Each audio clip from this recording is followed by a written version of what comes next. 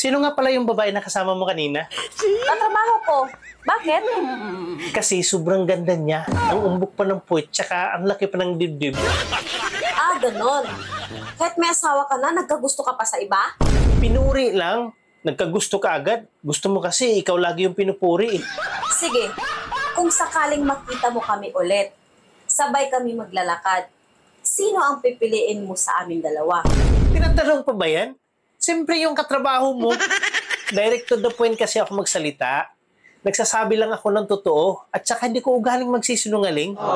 Sigurado ka ba na hindi mo ugali ang magsisinungaling at magsasabi ka ng totoo? Aba, siyempre, oo. Sige, magtanong ka tungkol sa'yo. Sasagutin ko kaagad. Sino mas gusto mo? Katrabaho ko o ako? Katrabaho mo, siyempre. Sino mas seksi sa amin?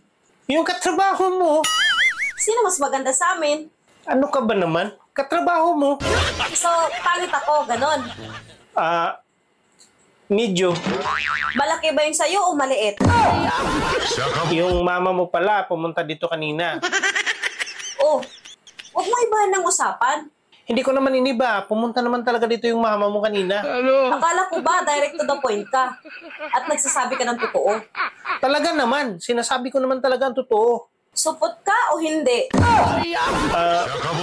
Matulog na tayo, Han. Gabi na, oh. Naantok na ako.